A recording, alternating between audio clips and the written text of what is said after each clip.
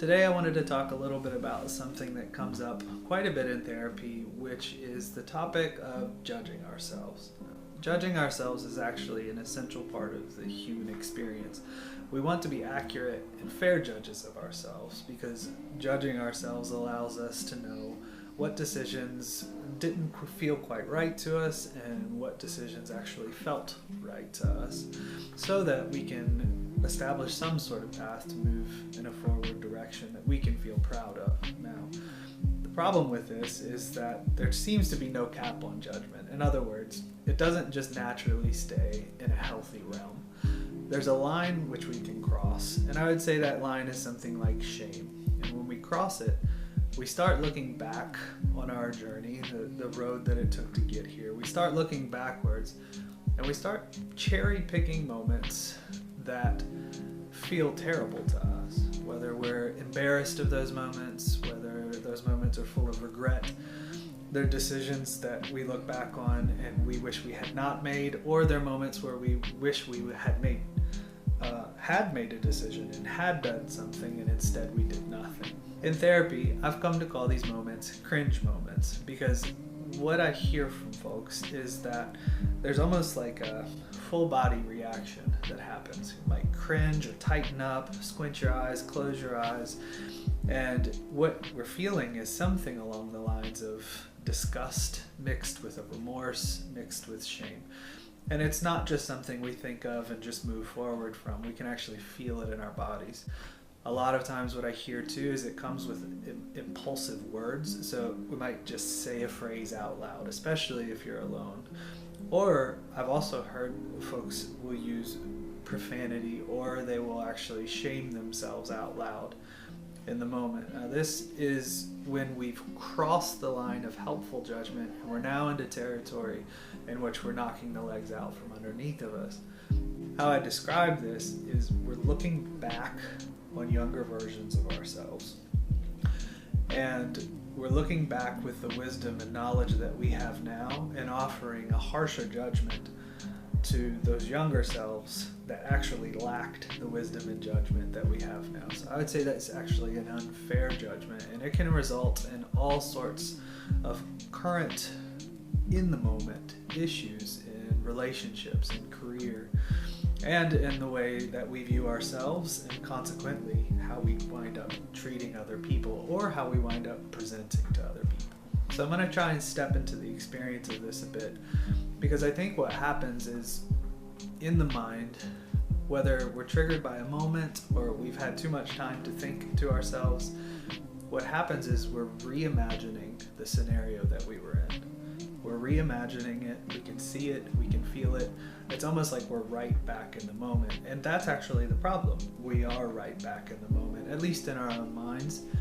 We're stepping in to our own bodies back then. We're stepping into our own experience. We can almost see everything from that perspective, hear everything from that perspective.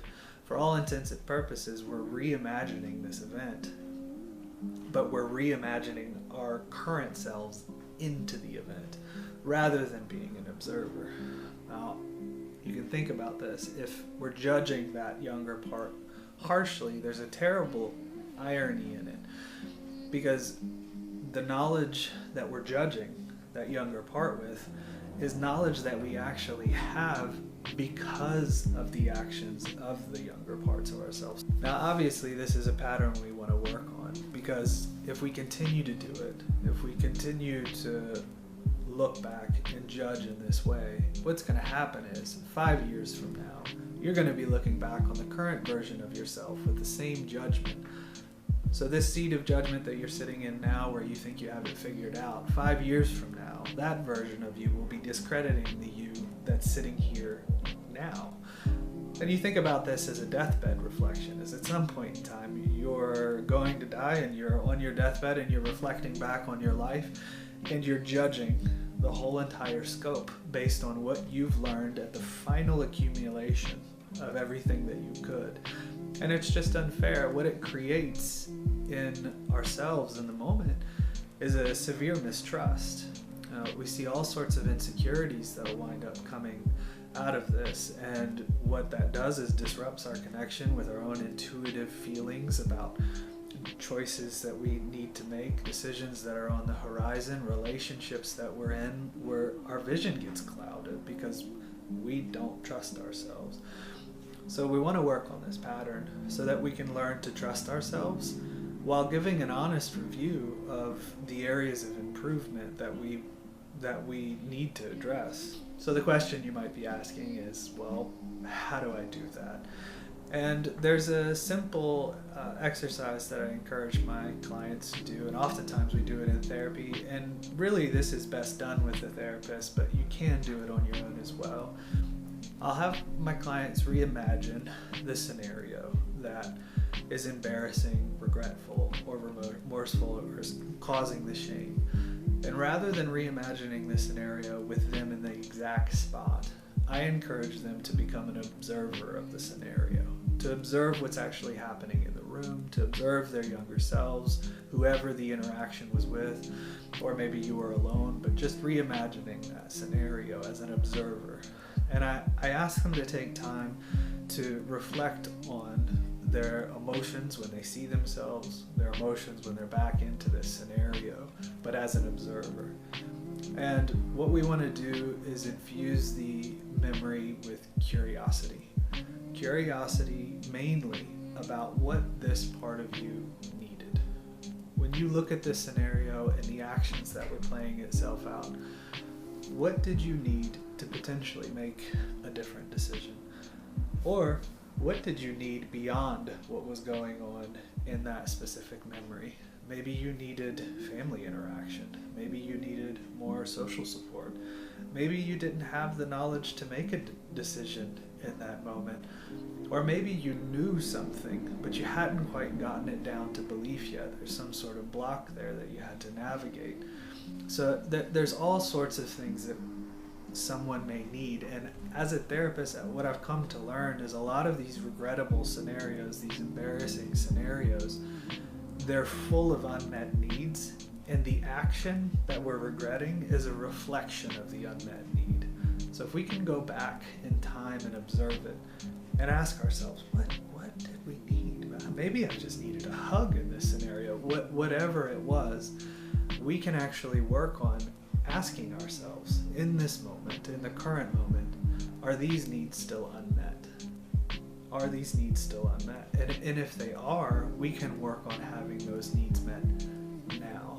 I really think at the root of all of this, why we wind up reflecting and looking back. One perspective that we could say as to why we're doing this is because it's likely that in some way, shape, or form, in your current moment, in your current life right now, the need that wasn't met back then is showing up in some sort of way now. So it's triggering up this memory. There's a felt sensation. There's a psychological association with the need not being met.